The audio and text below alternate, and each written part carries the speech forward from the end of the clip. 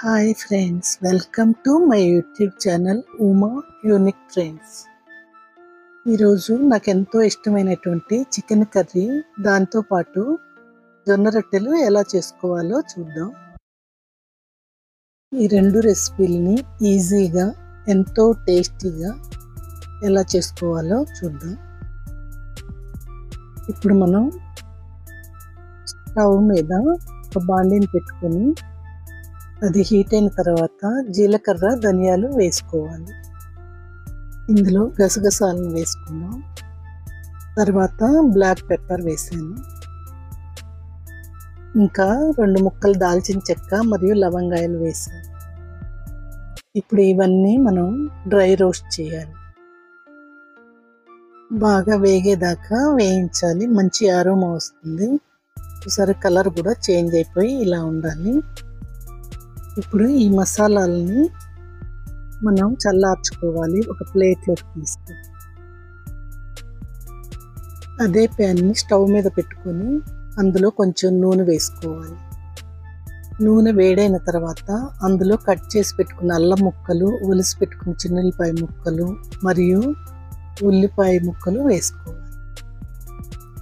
వీటన్నిటిని కలిపి ఫ్రై చేయాలి.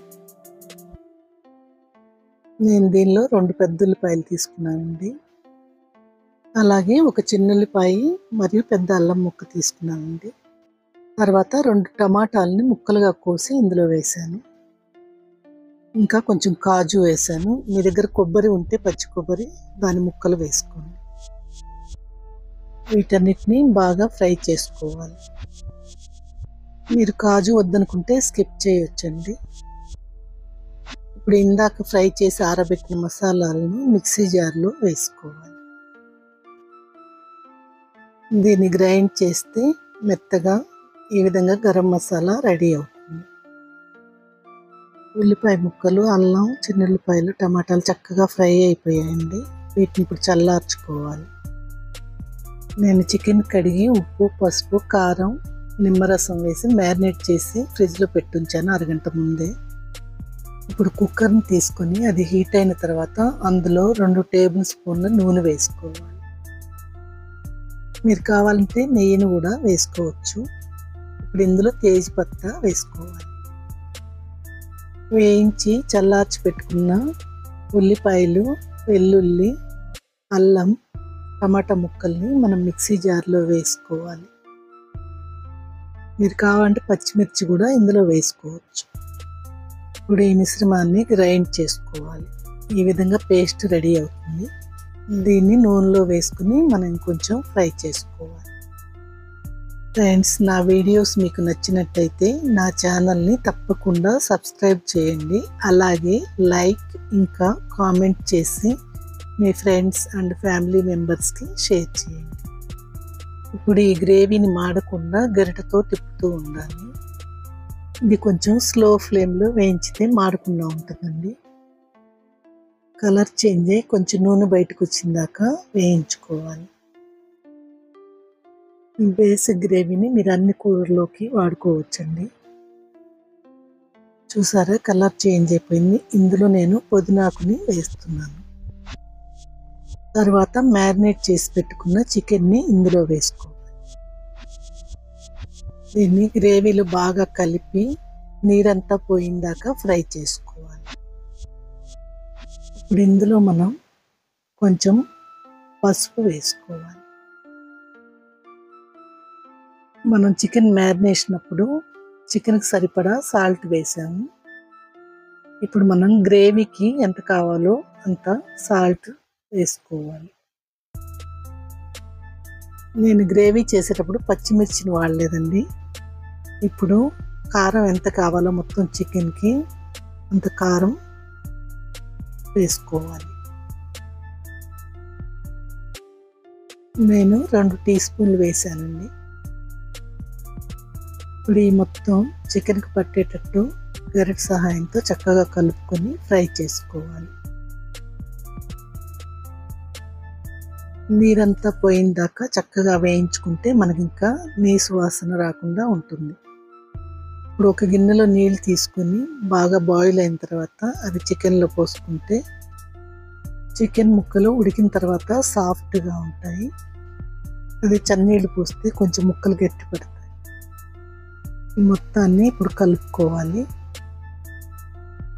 మీరు గ్రేవీ కన్సిస్టెన్సీ ఎంత కావాలో అంత క్వాంటిటీ నీళ్ళు పోసుకోండి. ఇప్పుడు ఈ మొత్తం చక్కగా కలుపుకోవాలి. అప్పుడు కింద మాడకుండా ఉంటుంది.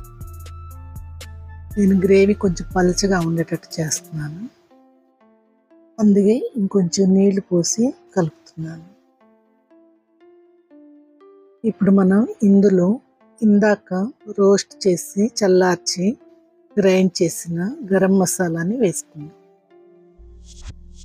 ఇప్పుడు ఈ మసాలా చికెన్ గ్రేవీలో చక్కగా కలిసిపోయేటట్టు బాగా కలుపుకోవాలి. నేను 1 కేజీ చికెన్ చేస్తున్నానండి, దాని ప్రకారం ఇవన్నీ కొలతలు వేస్తున్నాను. చికెన్లో గరం మసాలా అంతా కలిసిపోయిన తర్వాత కుక్కర్ మూత పెట్టి 2 విజిల్స్ వచ్చిందాకా ఉడికించుకోవాలి.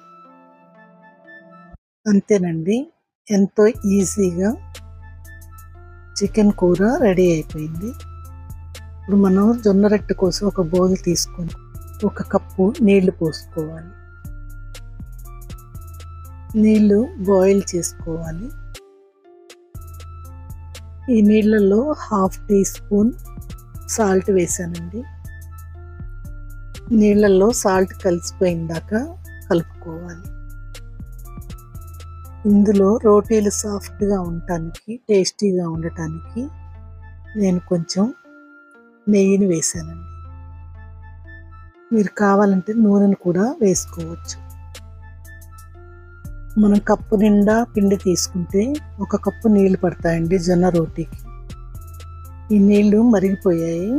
ఇందులో మనం 1 కప్పు జొన్న పిండి వేసుకుందాం. ఇప్పుడు ఈ పిండిని వేడి నీళ్ళలో బాగా కలుపుకోవాలి. వేడి నీళ్ళలో జొన్న పిండి వేస్తే మనకు రోటీలు చేసుకోవడానికి వీలుగా పిండి రెడీ అవుతుంది. దీని మీద మూత పెట్టి ఓ పక్కన పెట్టుకోవాలి. ఇప్పుడు మనం చికెన్ ఎలా ఉడికిందో చూద్దాం. ఆరిన తర్వాత కుక్కర్ మూత తీసి చూస్తే చూసారా ఎంత చక్కగా ఉడికిందో. కలర్ సూపర్గా ఉంది. అంతేనండి, సూపర్ టేస్టీతో చికెన్ కర్రీ రెడీ. మీ దగ్గర కొత్తిమీర ఉంటే సన్నగా తరుక్కొని వేసుకోండి. కావాలంటే కసూరి మెతిని కూడా చల్లుకోవచ్చు. ఇప్పుడు ఈ కర్రీని సైడ్లో పెట్టి జొన్న రొట్టెలు చేసుకుందాం. మన పిండిని రోటీ పిండిలాగా కలుపుకొని వాటిని ఉండలు చేసి పెట్టుకుందాం. ఈ విధంగా తయారు చేసిన ఉండల్ని పిండి వేసి రోటీ తయారు చేసినట్టు ప్రెస్ చేసుకోవాలి. తర్వాత కప్పు సహాయంతో ఇలా నొక్కారంటే రౌండ్ షేప్లో వచ్చేస్తుంది రోటీ. సరౌండింగ్లో ఉన్న పిండిని తీసేసి రోటీని కాల్చుకోవాలి. ఈ పిండిని వేరొక రోటీ చేయడానికి వాడుకోవచ్చు. ఇప్పుడు ఒకవైపు కాలిన రోటీ మీద క్లాత్లో నీళ్లు ముంచి అద్దితే రోటీలు సాఫ్ట్గా వస్తాయి. ఒకవైపు కాలిన తర్వాత రోటీని రెండో వైపుకి తిప్పుకోవాలి. రోటీ మీద అట్ల కాడుతూ ప్రెస్ చేస్తూ కాలిస్తే లోపల చక్కగా ఉడుకుతుంది ఈవెన్గా. చూసారా, పూరిలాగా పొంగుతుంది. ఈ జొన్న రోటీల్ని రెగ్యులర్గా మన ఫుడ్లో తీసుకుంటుంటే హెల్త్కి చాలా మంచిది. టేస్ట్ కూడా సూపర్గా ఉంటుందండి, సాఫ్ట్గా ఉంటాయి రోటీస్.